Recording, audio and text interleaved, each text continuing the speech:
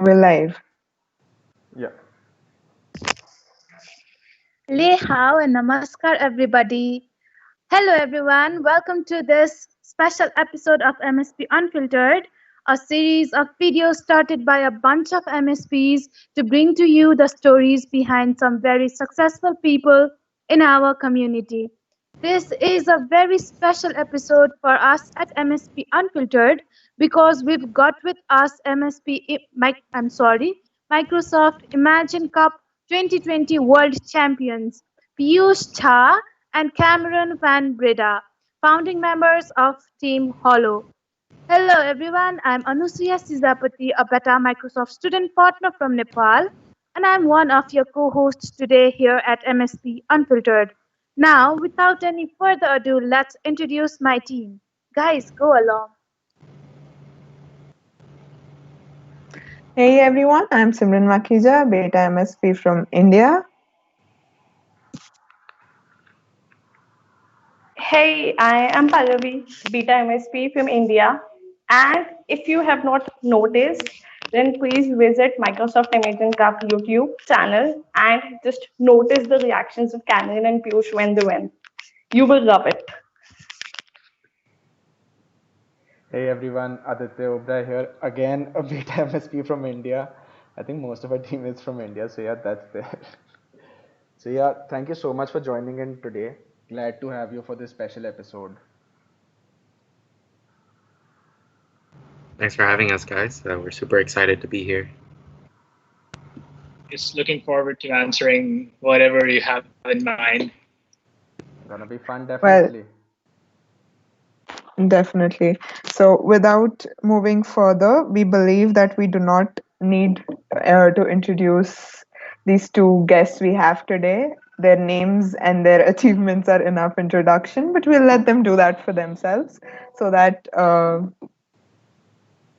So, if you guys were to introduce yourselves to someone new, how would you do it? Can we start with Piyush? Sure. Hi, I'm Piyush. I literally graduated 4 days ago from computer science in University of Hong Kong. I've been working with Hollo since September last year, and it's been quite a journey. We have came up from something which was just a simple chatbot to all the way to a mental health preventative platform. And it's been an iterative process. And I guess I've learned so much in these few days, not just about technology, because I have been doing competitions for almost 3.5 years in technology and participated in more than 40 or 50 competitions globally.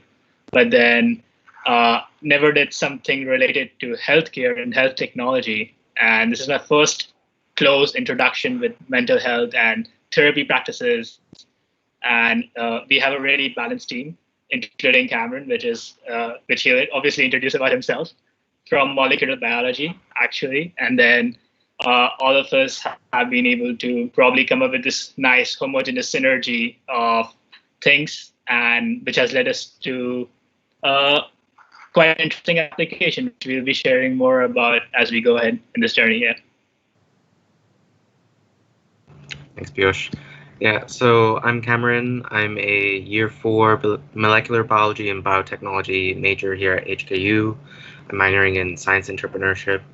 So I'm actually mixed. I'm from Hong Kong and South Africa. I grew up in Dubai for like 10 years, and then I moved back to Hong Kong for high school and university. So I started Hollo around 2 years ago in 2018 as like a social innovation project with some classmates. And I was taking that course randomly, and kind of like how I randomly met Piyush in an economics course. I was taking a lot of different subjects because I wasn't really sure if science was my career choice or not. So I wanted to explore a little, and it stuck with me in 2018 because I actually lost one of my close friends and to suicide, and so it became a very much personal endeavor to figure out why the youth weren't really seeking out professional help, and wanted to find a way to sort of reach those and help them out through the use of technology. And that's kind of why I reached out to Piyush and Ajit, my co-founders. Yeah. So I've always been like involved in like socially impactful projects, and my background's quite diverse. So I've always been very interested in this sort of area. Yeah. Looking forward to any questions you guys have.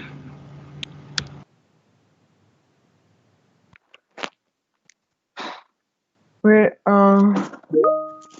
well, you mentioned that you're a microbiology major, so from microbiology to tech. How did that happen? Sure.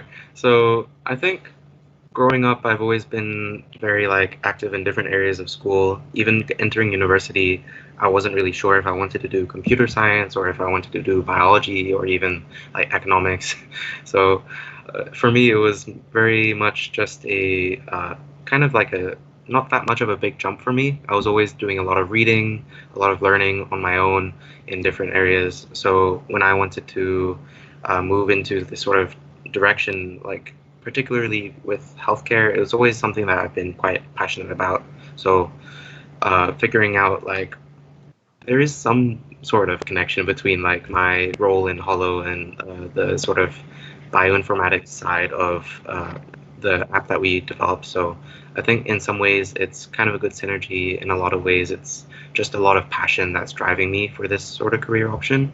And obviously, sometimes people may say, if you're doing business, like, is it scary doing business? Is it scary doing technology when you're not like professionally trained in that area? And I usually say to that is just I like challenges, I like learning, I like facing these sort of like issues and overcoming them. And I think it's a lot of it's more meaningful to me rather than just sitting in an office after I've graduated. So yeah. Okay, so how did the idea of Hollow originate? Sure. So I guess I'll start with the beginning and then Piyush can take the second half. So in the beginning, it was a social innovation course where we were learning about design thinking, learning about social entrepreneurship, and it kind of stuck with me, the idea of being able to make social impact and have a pretty good career out of it. And like this whole ideas of startup came to me back then in 2018. So it started off as something very simple, like a WhatsApp between therapists and patients, and just a booking platform. And then it developed through a lot of different entrepreneur competitions, startup competitions, where we got a lot of feedback, a lot of concerns from like industry professionals from in Hong Kong and even around the Greater Bay Area. So I was able to get a lot of feedback, and at a certain point in early 2019, I decided I needed to make sort of a pivot into technology, and so I reached out to Piyush, I reached out to Ajit, and I found that we were able to be inspired by their sort of technological vision, their sort of background in computer science, and really understand. And I had to learn a lot about how AI and big data can really help technology further in this new sort of industry. And I guess Piyush can talk about that second half of how we got to where we are. So I guess starting from there, Cameron reached out to me in September. Luckily, the day he wanted to talk about it to me, we ended up being in the same gym. And he just pitched the idea to me right away. And I was like, this is something I resonate with and I haven't really tried. And I like to take new challenges. So I was just like, let's see where it goes. And um, for me personally, machine learning and AI has been a part since past 2.5 years. I've done multiple internships specifically on data science and machine learning, including in Goldman Sachs. And that's what drove me and made me confident to pursue the machine learning aspect and probably incorporate it into Hollow. And that's where we began this discussion from, that maybe having just a simple booking platform or a chatbot is not enough. And it's not solving all the needs and all the problems in the current domain. And there we realized that there's a way we can potentially screen many people easily. And we can give access to the screening data to the therapists, which can also enhance the therapy practices currently, as a lot of practices just rely on self-reporting methods, and that makes the process back and forth for the user, the therapist, really slow. So the app kind of builds this bridge, which really connects people and gets sort of access to the therapist to this very insightful data, which is non-biased, and it can make the whole therapy practice very streamlined. Now we really did not reach here so easily, so we really pivoted at least like 3 times.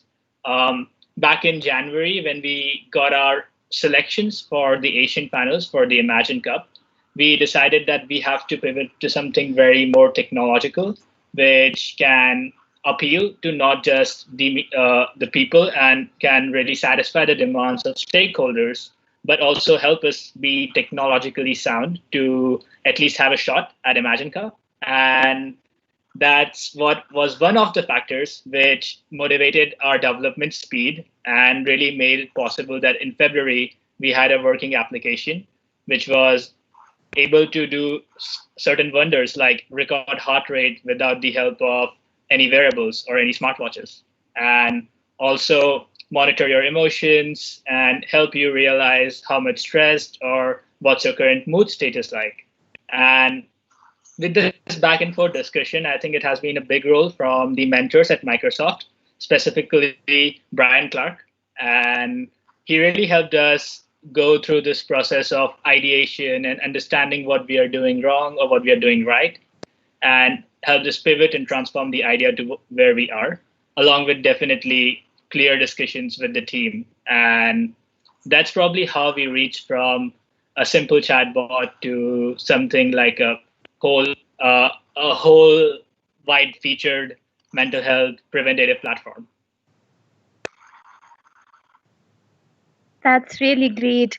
Now, I was curious to know about, did you think of Imagine Cup as soon as this idea came up, or when did this Imagine Cup come into the picture? How did it all I, start? I think it started from me. So I have been doing Imagine Cup since 2018. So this was my third year. And in 28, all 3 years have been different applications, different teams. And I was able to actually reach the 2018 Hong Kong finals, but then I was a runner-up and I could not go to Seattle. 2019, I failed to even reach Hong Kong round, and then 2020, I was finally able to make it to Asian finals. So it just really coincided with the time. As I said that I joined the team along with Cameron in September, and then by November we were making good progress, and we thought that this is an application which can really help a lot of people, and it can reach out to really people from any age group, any background, any social status, and it can bridge a lot of gaps in therapy. And basically, by my personal experience with Imagine Cup, I knew that this idea had a shot and we should at least try applying.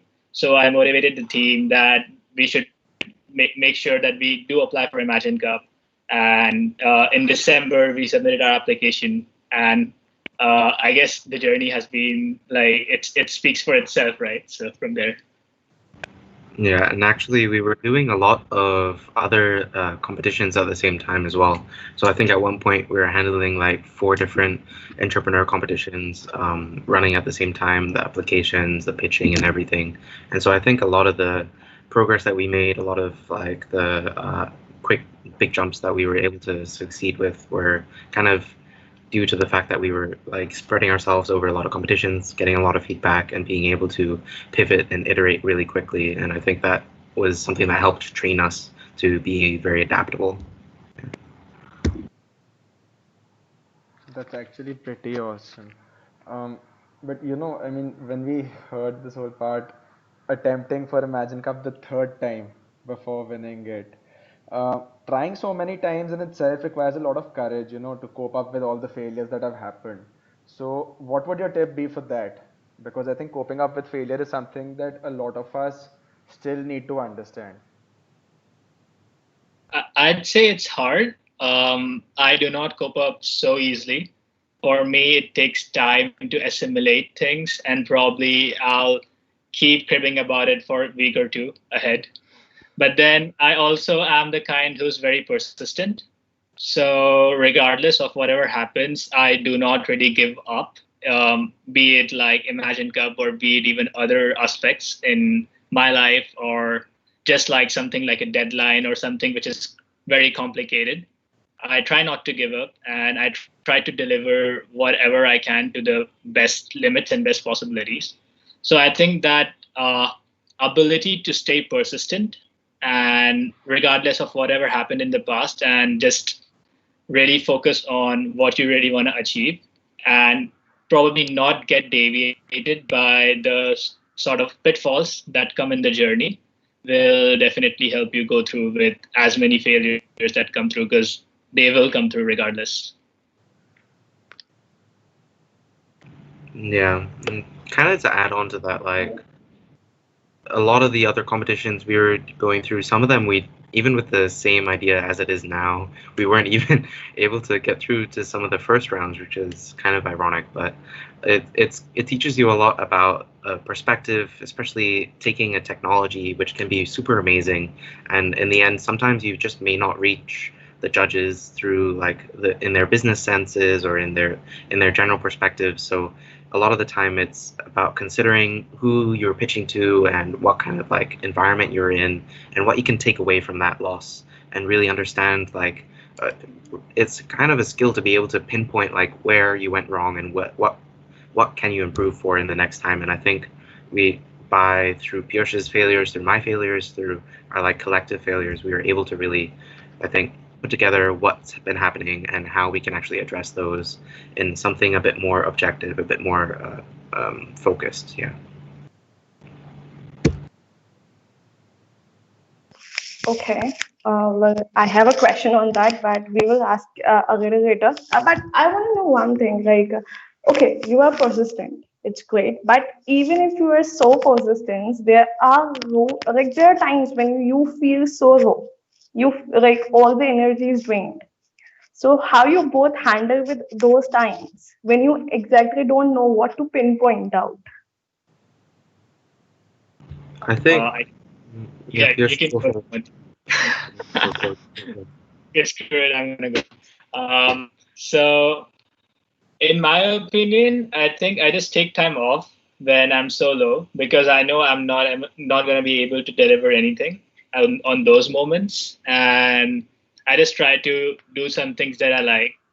Personally, it could be just as simple as, for me, it's gymming or swimming. For others, it could be anything else. Try to go outdoors, and I just don't care about work for at least like the coming few days or few weeks. So until the point where I am like, okay, I've been wasting too much time now, and now I need to get back to my work, and now I have the energy back to really proceed and perform. Just give yourself a break, and try to accept what happened. Try to accept that things didn't go well, and move ahead. That's what my advice would be. Yeah, so kind of echoing on Piyush, but maybe putting in a healthier sort of light. Like giving yourself space, I think, is super important. Being reflective of why you sort of failed and accepting that as a fact, as its face value, and really be able to learn from it. But I think what's super important is when personally when I feel super low, even if we've even just accomplished something huge, a lot of the time it can sometimes victory is like very short lasting, and it can really be daunting, like, oh, what is our next step, especially when people started asking us, what are you guys doing next, right?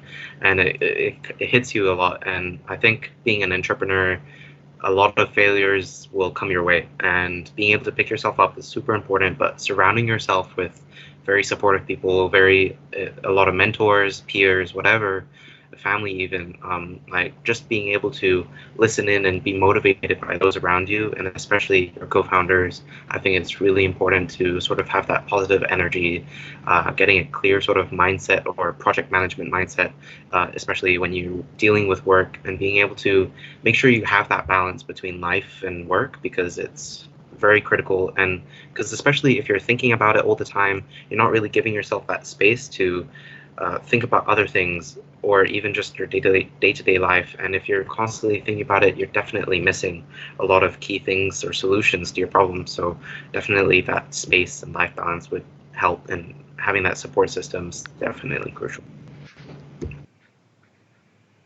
Yeah, that sounds good. You mentioned, you talked about family in between, and I think being all of us being in coming from Asian backgrounds and Asian families, I think there's one thing that is a constant within all among all parents is that don't go for risky options such as entrepreneurship. Try to stay with secure, stable jobs. So, how is the family support for you guys? Because I think at the end of the day, that's a very, very big motivating factor. If they're there standing with us, I think that gives us the courage to take another extra step. So yeah, how was that for you all? I'd say I've been quite lucky because I've been given the choice by my parents mostly to literally pursue whatever I want to, be it starting to decide to choose Hong Kong as a destination for my university or even just pursuing computer science or any other major, really. I think it's also a lot about how much your parents trust you and how much you trust them with the decision making. Because for me, when I'm in the low times, as Cameron talked about, you need the right people. I do have access to my parents, and they are really helpful with a lot of situations where I can't get out of my problems.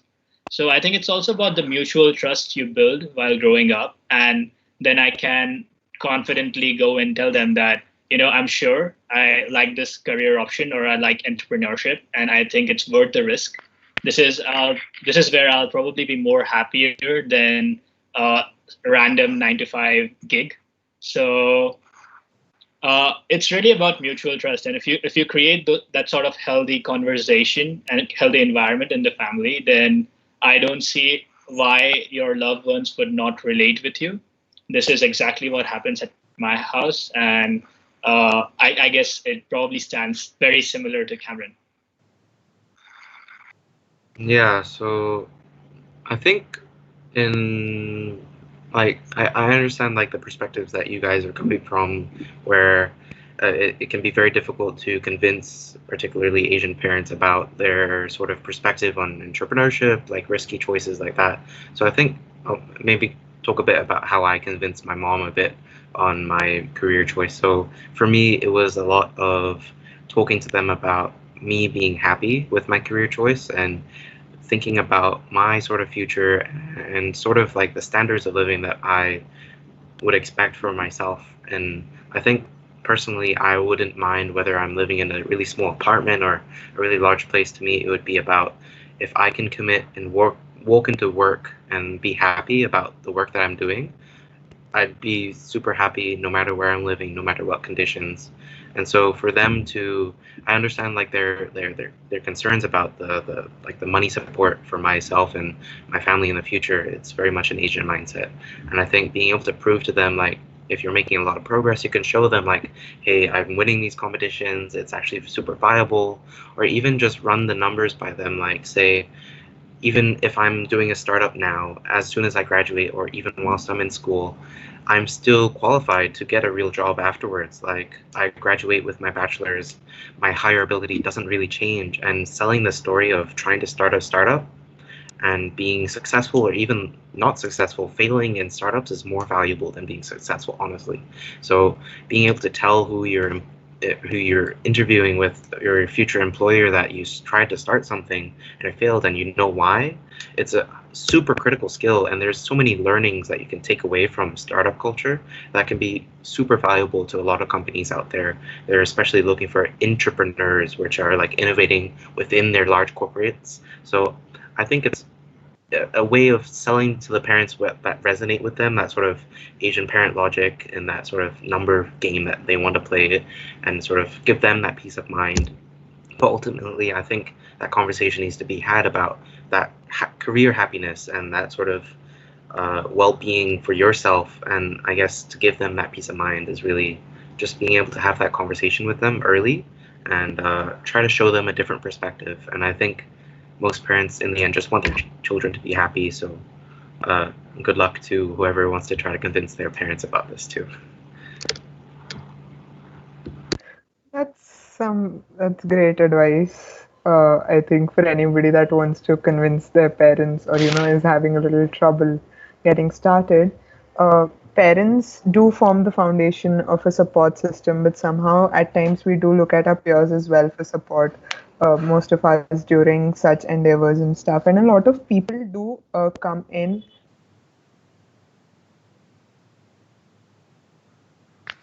Simran, I think we've lost your audio.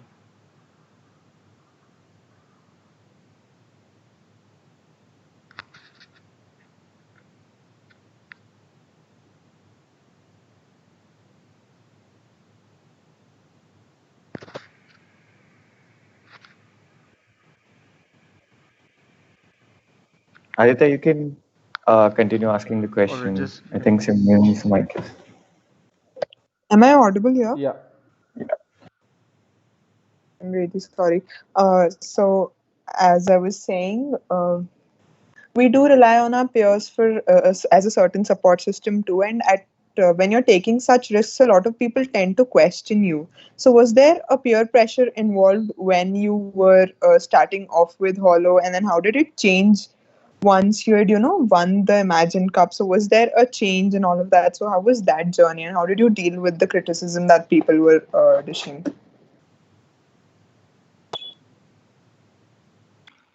I guess there are two kinds of peers. That's what I'd say. So one are those who are very useful. They give those sort of constructive criticism, which I have received for Hollow previously as well, and for other ideas too. These are people who I've worked with or who I met in some, probably in some company while internships, or I just met during like random competitions. So uh, those people are who will really help you, give you a support, and give you real feedbacks about how much they believe in anything that you're trying to pursue, including any idea that you have. And that same happened with Hollow. There's another kind which is quite jealous about you doing something new, okay, and they wish that they are the ones who are doing the same thing, and they probably won't help you a lot. So, in my opinion, the best way to tackle things specifically with peers is to have that sort of connections. May it be just professional connection, or it could be a friend who you trust or who you believe in, and he or she is the person who you have sought feedback with, and they can really tell you that this idea is something which is fruitful. Maybe this is the part which they feel is not the best, can be changed. And something like that happened to me as well, because back in uh, October, I was discussing about Hollow with another friend of mine, and he has also done a lot of different competitions. We have been together for a long time for different competitions, and he advised me that having a simple interface, having a simple chatbot is probably not enough, and it's not gonna give you good user retention. It's not the best way on how people would like to interact with a therapist. And you have to position yourself in a different way, so that you have to say that you're not really trying to change therapy, but you're just trying to aid therapy. And that's really what we're trying to do. We're trying to change how it works, but we're trying to help the existing therapy practices. That advice really resonated with me, and I relayed it back with the team. And I think from there, we definitely have pivoted to what we are right now. And that is a very good example of constructive criticism. But that only comes from people who you know in and you would know such people while you go through your professional journey, or just like in your university. That's how I met them first. Yeah, so like similarly, it's pretty much always just gonna be those that really believe in you, those that support you, and even if they do support you, their criticism is always like welcomed because they understand like this is your choice, this is the career path that you want. But there's always going to be on the other side of it, whether it's peers or even partners that you've tried to reach out to before that suddenly switch on a dime as soon as you won. It's like, oh, congratulations or great job. Let's resume the conversation that we are having before about partnership or things like that. And I think it's very important to be able to notice who those sort of people are and at least be mindful of that. Like understand that their jealousy comes from a place of like just insecurity on their own part of their career, and it can be tough seeing someone else succeed. But I think it's really about surrounding yourself with people that appreciate the journey that you've made, the sacrifices and the difficulties that you've faced, because in the end it's not always going to be as perfect as that picture on like social media is. There's always going to be that a lot of hardship behind it, and I think noticing the people that can recognize that is really critical in motivating yourself and being just surrounded by the right type of people. That's awesome, guys. Really, like peer pressure plays a really important role in this. And yeah, many of us have been attacked by it as well as have had good criticism as well. So yeah, there should be a big difference between that, and it should be on yourself if it should affect you or not. So that's really nice that you were able to overcome this. So what about your family? Did they ever like have any complications with you going for this project or going for other events as well? So for me, I think my parents were always quite supportive of me pursuing whatever I wanted, and they were very much on the page of as long as you try your best, and even if you don't succeed, like you know why you failed and try to do better next time. And if for me, part of like a sort of like pitch trick, like if you can convince or make your mom understand your business or tech, then you're pretty much sold. Like you pretty much set on selling your idea to anyone, because if your mom can understand it, uh, then pretty much anyone can really. So for me, the parents were quite supportive, and I think those that may not have the most supportive parents or most supportive peers, evaluating that sort of relationship and finding those that have meaning and value to you is very critical, especially for those that may not have a great family relationship. I empathize a lot with that.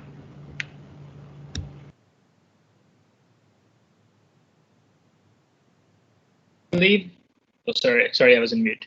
I think it's pretty similar to what Cameron has said. So I tried like three different options already by now. So I actually came into university to focus more on research, and I was literally not interested into corporate or any sort of like entrepreneur hub. Not and things changed very suddenly. So in in my interaction with university and people and all the opportunities I got in my year one, I realized that probably research is not what I fit in. And I feel that I fit better towards something more corporate. I enjoy going to and finish on site tasks or something which is more being used by other users at the moment. And with much quicker results, I think I don't have the patience for research.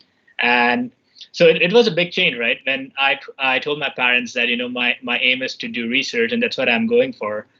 They questioned me that, how come suddenly in a year you're completely changed and now you're trying to pursue like internship in like investment banks, or you're trying to do like sort of competitions going here and there. What about academics? Because obviously it affects the academics. I used to be very good at academics, like extremely high GPAs at university, and now I'm like in the middle sector. And it was a big change from where I started with my first semester and where I am right now. And if you see, there were so many questions back and forth with my parents. Sometimes they were like, "Do you even know what you're doing?" And I would be at loss at how should I answer, because I didn't know what I was doing, but I was just trying on what I think I was preferring and I was liking and what made sense to me. It did not make sense at all, but fortunately, paths opened up. I ended up winning a lot of competitions, which gained sort of that trust between me and my parents. And eventually, I also ended up securing very good positions in terms of my internships, my full-time jobs. And at the same time, I also met Cameron with a very good entrepreneurial opportunity, and things sort of fell into place.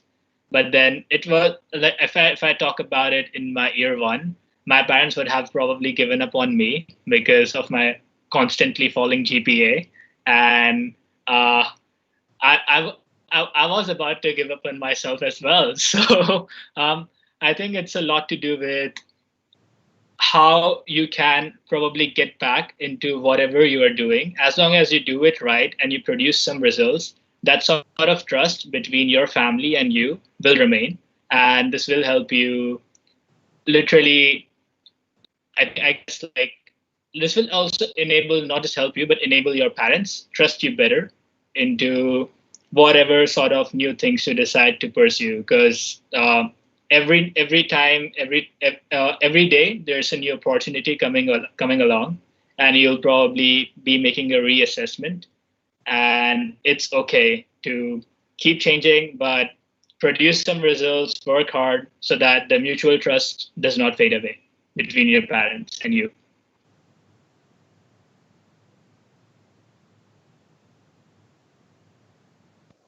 Okay, nice. That's really good. So you made Hollow. That's a great thing for anyone who is in need for therapy. But did you ever feel the need for Hollow for yourself? Like, was there ever a need for a platform like Hollow for you? You wanna say I felt it every day? Like, in my opinion, I've been in a tough position. So I was supposed to get back to Hong Kong in March, and I was supposed to be with these guys and work on Hollow. There were a lot of meetings that I had to attend to, and COVID-19 striked, and due to the travel bans, I'm still stranded. So it's been a very tough time because I had to really adapt to virtual uh, Imagine Cup, which was another big blow, because you see, I've been trying to get to Imagine Cup for 3 years, and the third year when I finally do, I don't get the chance to go to Seattle. So I think I was lost for a good 20, 25 days, where I was just thinking that what has happened and why did it happen to me and why at this time, at this year.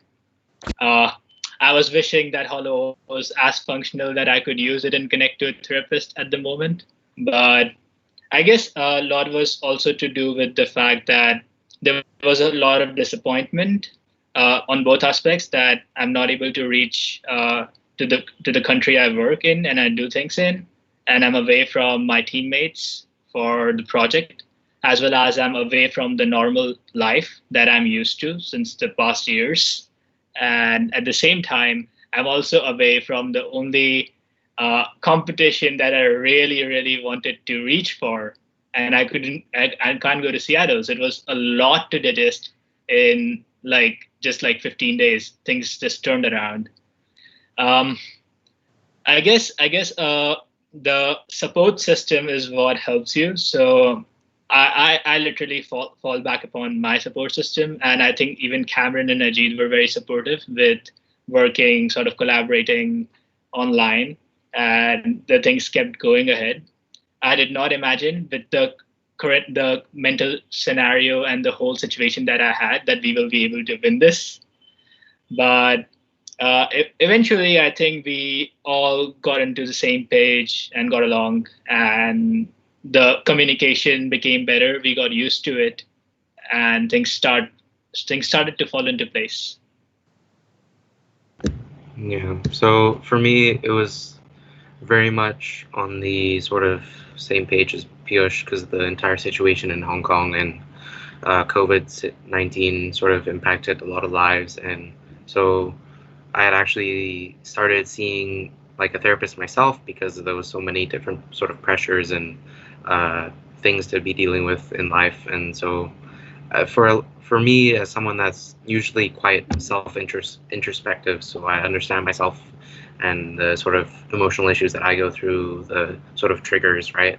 But even then, there was just so much to keep track of. Like, Hollow would have been quite a useful tool for me to be able to sort of objectively see that sort of lifestyle change, because for me, it's when I get into that sort of low mood, it's everything sort of seems black, and it's not, it's as simple as like black and white for me at that point. But in a lot of the cases, it's not, and a lot of factors in your life can actually be going much better than you think. And that sort of behavioral data, like, especially would speak to me as a scientist. Looking at the numbers would really convince me. So I think feeding that data to a therapist that I was seeing would have been actually very useful, and it's something that I did semi-pitch to her in my own therapy session. So, yeah, so I think Hollow would be super useful, and I think it's kind of the times right now, and it helped us win Imagine Cup definitely, and hopefully we'll be able to start helping more people like us in the future soon. I am definitely gonna use it. Okay, so talking about your peers, how did you two like meet for the very first time? Cameron did mention it was like one of the classes or something, so like we would love to hear the story. Sure. So in year two, that 2018 year that I did start Hollow at the same time, I didn't say anything to Piyush about it, but I met him in an economics course. There's like 150 people in this first micro econ course. Apparently was one of the hardest econ courses in HKU, and I decided to take it because I thought, why not? I did economics in high school. I should be fine. And so I actually met Piyush in the tutorial. So they have smaller sessions to teach you maths and things like that. And so I completely didn't understand any of the maths that was going on, and I sat next to him. I was like, dude, can you help me out? And we eventually got to talking because we clicked because we're both quite international, and I was really interested in the sort of competitions he was doing at the time, and it was really inspiring for me to hear that from him. And then I kind of didn't really talk to him after that course, but after meeting our other co-founder through a mutual friend when I was looking for technologists, he mentioned Piyush's name in passing, and literally the next morning I met him in the gym, and it was a kind of a huge coincidence, but I'm very glad that we did meet back then.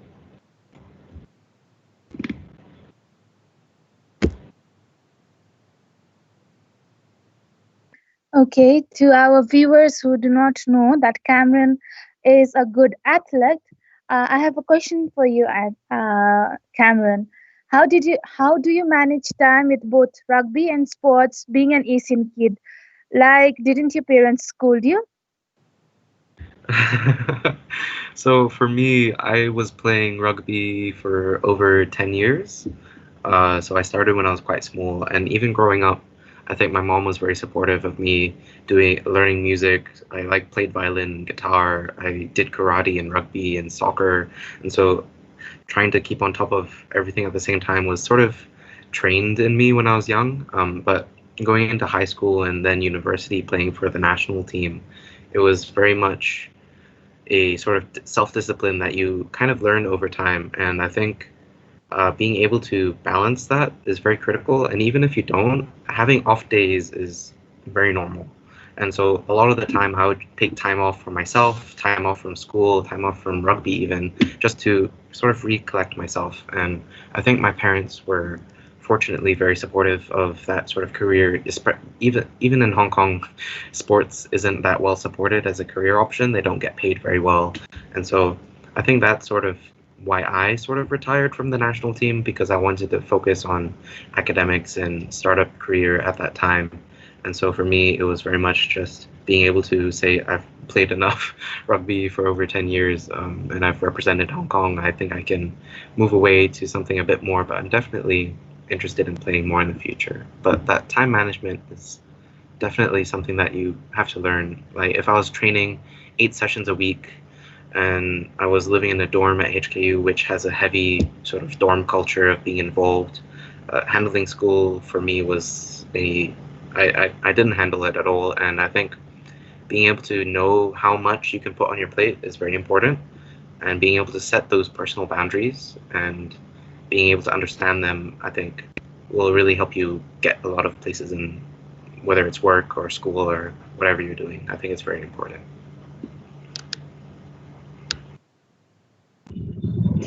So, managing your time between school and your sports is something that we discussed. But Piyush, you did mention that you've done over 40 competitions in tech.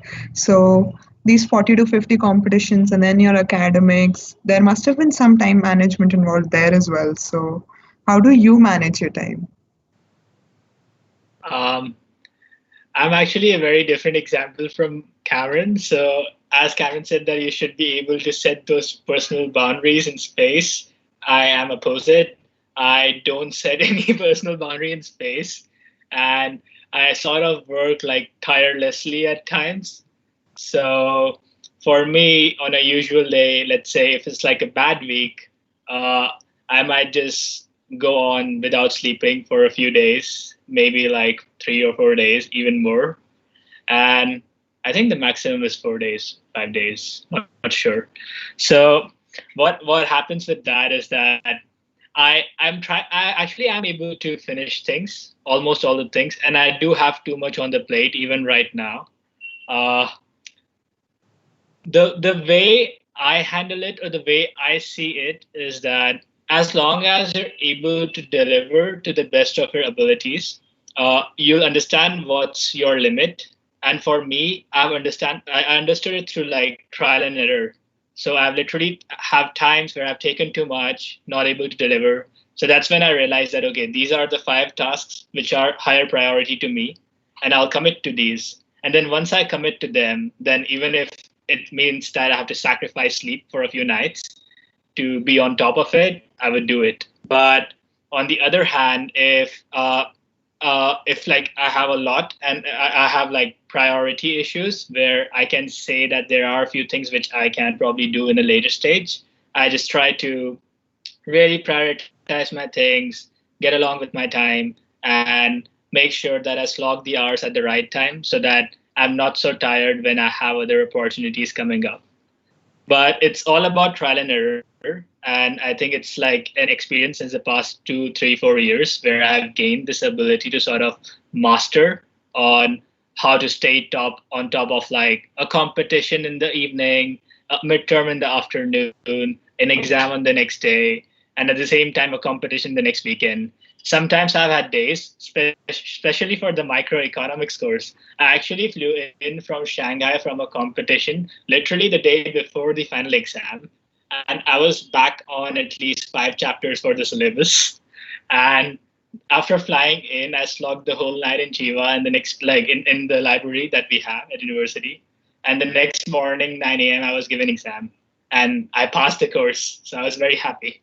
Uh, in my opinion, I think it's all just because of the fact that if you're able to really foresee and prioritize things and you don't give up, as I probably said that I'm super persistent with things and I'll not give up. Even if I'm sleepy, I'll not give up on sleep and I'll do it. So in a similar way, I guess if you're framed or if you program yourself to probably behave in a pattern and understand the priorities of your jobs, then you can do it. But it's not too healthy.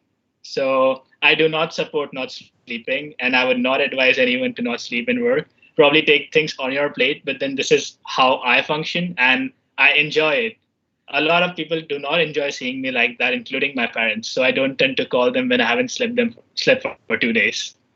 So yeah, so I guess like on a balanced note, do sleep 6 hours a day. Do not take this advice from me. But if you're passionate enough about managing things and achieving more, then I guess it comes with certain costs. And for me, the cost is the time. And that's why I pay the cost in terms of the time and the sleep that goes away.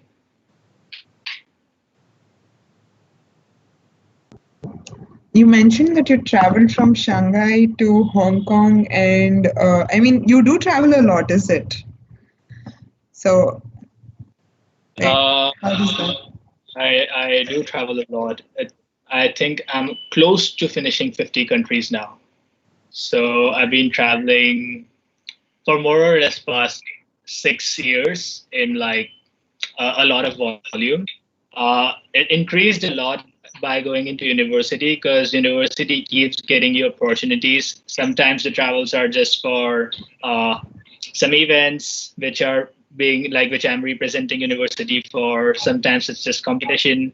Sometimes it's just leisure travel with my friends. And I guess like being in Hong Kong because things are super international and you just have an international airport, so you're literally leaving the country anytime you travel. And I think that made the environment more conducive to visit so many places in such a short period of time. And also we have a lot of days off because like in university you have at least 3 months of summer vacation plus like at least 1.5 months of winter. And there's something called reading week in university where people most of the time just spend traveling rather than reading. So I guess I just utilized all the opportunities that came to me and made sure that I uh, go global and see things around. And it really helped me gain perspectives, which you probably can't staying in the same place for a long time. Uh, so then, not being able to go for Imagine Cup finals must have been quite, uh, must have been quite a shock, or was it like for the both of you? How did you cope with it being moved to virtual? I'd say I was very emotionally invested into the idea of reaching to the Seattle finals because I was trying for 3 years. So it was a major disappointment. It was not that big of a disappointment that I'm not able to see Seattle in person, but I think the bigger disappointment was that I'm not able to go for Imagine Cup in person. Uh, and it's, I think, pretty obvious because if you're trying to aim for achieving those finals, you really want that the year you go in is sort of the best time and you enjoy your time, you meet more people, you network, and that's what competitions and travel are for. There are things which we can probably never replace on Teams or on video calls. Is that when you do get to meet people and see places, you discover sort of like a personal connection with people. You make personal connections, and you also discover the place, which gives you like a better understanding of what's really going on, how the culture is, how the people behave, and you sort of gain more perspective than you would gain by just staying at the same place. And for me, I mean, it was like shattering. I think I mentioned this before on that it at least took 20 to 25 days just to recover and accept the fact that I'm not going to Seattle anymore. Um, but I guess I'm still super happy that at the end of the day, the aim to go to Seattle was to be able to win the Imagine Cups. And that's somehow came back to us. And it has paid over on the hard work that our team did in the past year. And personally, that on the all the attempts that I made in the past 3 years. Yeah, like similar for me, it was a lot of disappointment not being able to go to Microsoft headquarters, especially because I've never actually been to the US before. Going to Seattle would have been my first chance to do that, and plus Microsoft were gonna pay for everything, so it would have been a really good opportunity to sort of explore not on my own expense. But definitely not going for the final had an impact, especially like my public speaking skills aren't the best, but doing it virtually probably helped me be a bit more confident, be a bit more assertive. Um, and I don't think I would have been able to deliver the same sort of like presence on the stage in person.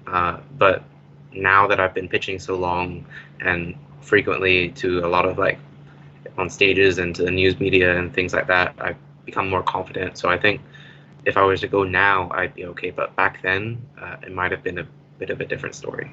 Yeah. Uh, we have so many questions to ask, but I'll be asking one last one before we move to live chat questions, considering we're a little short on time. How did that moment feel when you won the Imagine Cup? I think there's a photo of our reactions where I'm going like this, and I think this guy is like this. Yeah, his face is covered because he's still trying to. He's I think in loss. For me, I was like, this is unbelievable. I actually cried after it because for this like I was just not able to make sense of my emotions because certainly it's a very big achievement for me personally and for Hollow. It marked a turning point even in our startup journey, and it has given us a lot of confidence. And all of that just came through on those 1-2 minutes where they literally just pull their placards and they announced Team Hollow. And I guess it was just so much to digest that I was not able to make sense. But then I think after crying for a minute, I reacted with this, and then you see all the photos will be there where I have my hands going up and I don't know what I'm doing. So I basically didn't know what I was doing. I was just trying to literally make myself ensure that I really won, and this is the truth. And I was looking at Cameron, and I think he was in disbelief as well, right? Yeah, I think partially because of the virtual experience, I didn't even see two out of the three judges hold up their plaques. I only saw one of them hold up Team Hollow, and then until I think the host announced that Team Hollow won, I was like, I think it was accumulation of the past 9 months that we spent building it.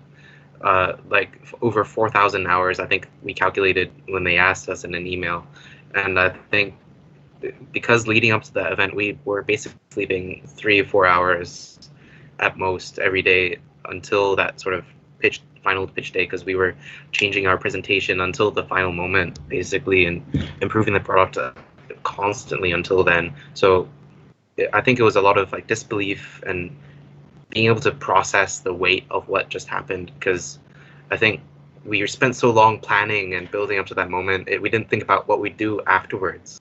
And I think sometimes even now, being able to comprehend the amount of opportunities that are going to come to us through winning this is still feels surreal sometimes. So I think that's partially why I was like covering my face and trying to think about what actually happened. And so I really enjoyed Piyush's response, though. I like doing this to to him because we're both not that like we don't like show our emotions that often. So seeing him like react like that was pretty priceless. Yeah, seeing those reactions on the video was amazing. I mean, we did get to see very little of it, but we can only imagine how ecstatic you felt. Okay, I said the last one was the last question, but one last one, I promise, and then we'll move to audience questions. What is the future for Hollow now? Like, because me personally, I'm very excited to see it and, be able to use it and all of that. So what can we expect from Hollow in the next few months? Yeah, like that's something some of our advisors and partners have been asking us was if since we won, are we like leaving Hong Kong and going global suddenly?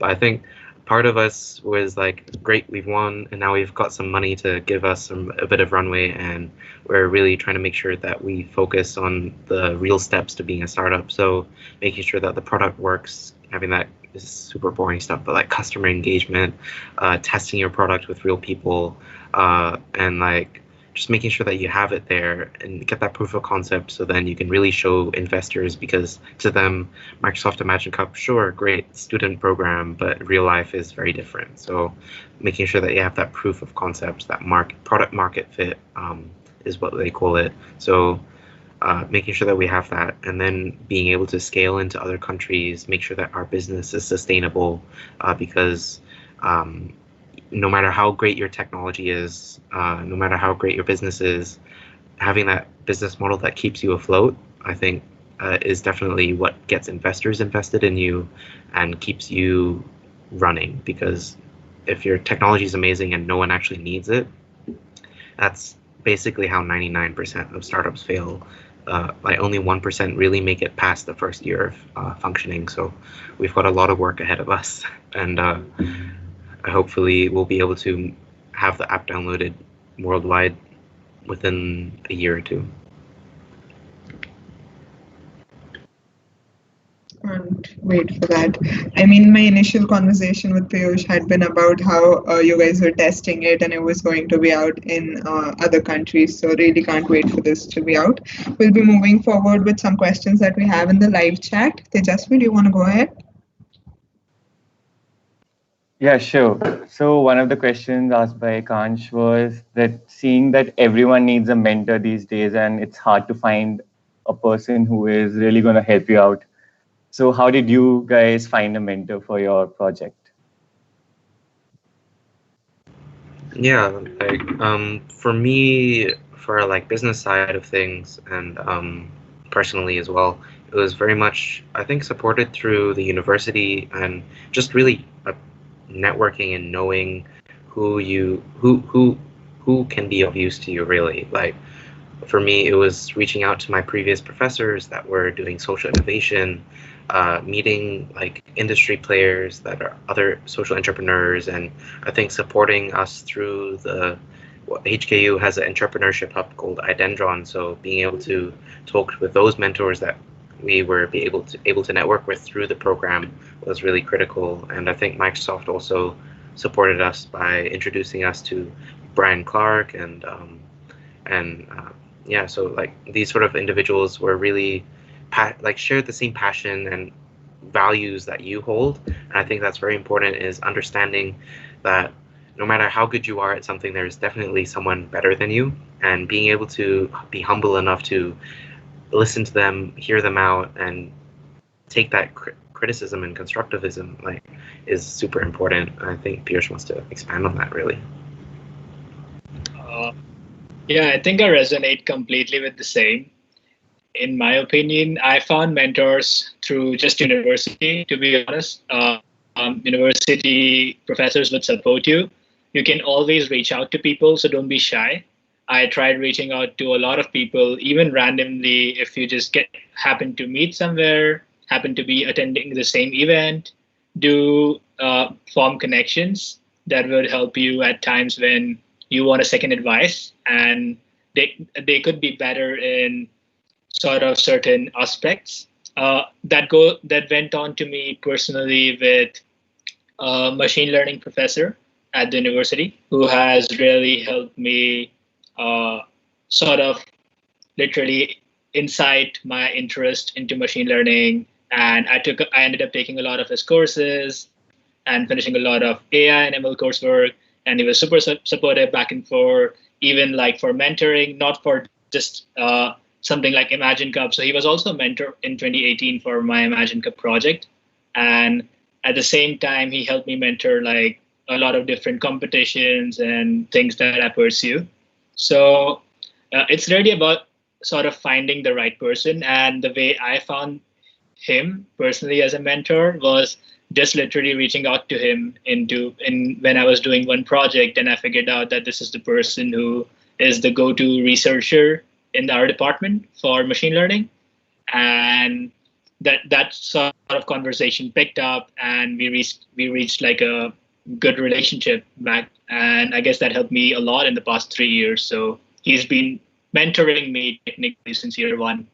And similarly, I mean, for Hollow, Microsoft helped us connect to a lot of good mentors. And at the same time, our university had access to people like Rocky Law and other mentors in Hong Kong that really sort of made the process easier for us and sort of laid down guidelines that this is what you should be looking forward and this is what you should not be doing at all.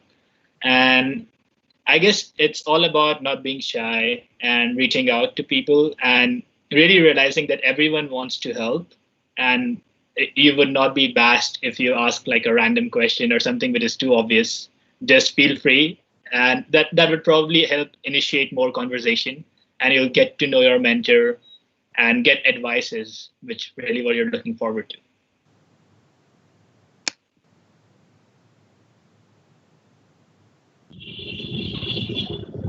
Okay, I think We have the next question.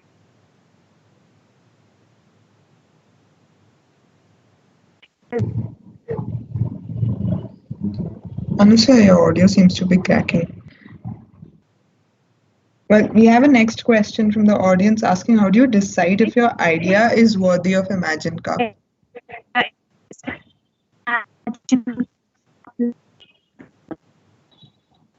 Some latency Anusui, you're issues. really Yeah, it's fine. I think she's on mute again. Yeah, so how do you decide that your idea is worthy of being put into the Imagine Cup? I'd say experience. In my opinion, it's like as simple as Okay. There's a feedback coming from someone's end. Yeah, go ahead, Piyush. okay. I guess it's just as simple as experience. Sometimes when you are pursuing an idea, you try to really sort of see what are the competitions or opportunities going around, which might resonate with the judging panel of that competition, or just probably falls into the bigger theme of the competition as such. For Imagine Cup, it's just very generic. Literally any idea can apply. Um, what I thought about Hollow and what I thought about my past ideas about Imagine Cup were that they are something which are solving a problem, and which are solving a problem for a huge space and huge like sort of dimension of people. So it's a product or it's an idea which is reaching out to millions, and it is something which solves problems with innovation. And I guess when you uh, combine the innovation aspect along with something that really impacts a lot of people and can and has the capability to significantly change lives, you will definitely see a sort of success in Imagine Cup, which can be resonated even with the finalists for this year. Um, Talk about Syrinx from Japan. Their idea was super innovative. They were also trying to really help cancer patients, and they also really executed their plan very well. At the same time, there were ideas for Alzheimer's and Parkinson's, a lot around making healthcare accessible in some or the other ways. So I guess as long as you have an innovative plan and an idea which can reach out to many people, it'll help you. You probably know that it's something you can definitely apply in Imagine Cup. Yeah, like sort of adding to that really is like knowing your audience is super important, even if it's not Imagine Cup, knowing who you're pitching to and understanding that this sort of like future of business, future of technology is really, really socially driven. So like understand that socially impactful projects are really critical and are needed in this day and age, and is definitely something investors are looking for and judges are looking for. And literally I think we're lucky with Imagine Cup. They have a criteria that you can look at and sort of compare your idea with, but being able to test your idea, being able to sort of make sure that you have this viable plan moving forward, I think is very important. Like even if your tech is amazing, making sure that you have something that can get your tech to the people that need it. So that business model plan is really important as well. So keep trying, go to different events, pitch your idea to your friends, pitch your ideas to your parents and random people and ask them for feedback, and even go to like competitions with the same idea. I think it's really important to try to know your audience and know the boundaries of your technology and whether or not it's being solved by something else or something much simpler. I think definitely make sure that there's something innovative and different about your approach. Advice straight from the Imagine Cup winners on how you should select an idea for the Imagine Cup. Well, we definitely will have a lot of more questions to ask. People might have them, but we'll have to wrap up for this episode. Thanks a lot for joining us, and thank you so much for your time. So, Yeah, thanks thank a you. lot, guys. It was Yeah, amazing. and we'll include the links to the Twitter handles for both them and Hollow's official accounts. I think you can feel free to reach out to them with any questions that you have. And yeah, thank you to all our audience for joining us today. Thanks a lot to both Cameron and Piyush for giving their valuable time. We're very grateful. Thanks a lot. Thanks a lot. We are glad to have you. But Thanks. I have a one little last question. Like, who you were showing hands to when you won, Piyush? You were showing someone hands to say off the No, camera. my I hands want were to know who that here and person there. was. My hands were just going here and there. That's what was happening because I didn't know what's happening. No, my one photo is like this, one photo is like this, because my hands were just going here and Okay, I watched it 4 times and it was like, is he showing hands to someone? I was like, it's amazing. It's amazing to see you both every time. Amazing to have you. Thank you. Thanks for having us, guys. nice. Yep, nice answering the questions. We're sure We a had lot a more will lot be more, coming but your we way. don't have time. Yeah. Feel free to send them to our Wait, wait, Twitters or Instagram. Yeah, feel free to send them forward. We'll try to answer as many as possible because we love engaging with the community and love engaging with a lot of talented students around the world. So always feel free to reach out. Don't be shy. Like 100%.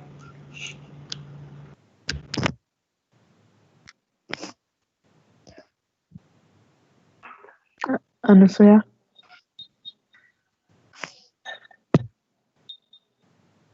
Okay. Thank you for joining us today to all our audience. Make sure to like this video, share it with everybody you know, because trust me, this is advice that everybody needs to hear. I'll be doing that. You guys do it too. Subscribe to our channel maybe if you like the video. Thanks a lot for joining in today. And yeah, we'll see you later. Bye. Bye bye. Take care of your health. I'm at this time, especially.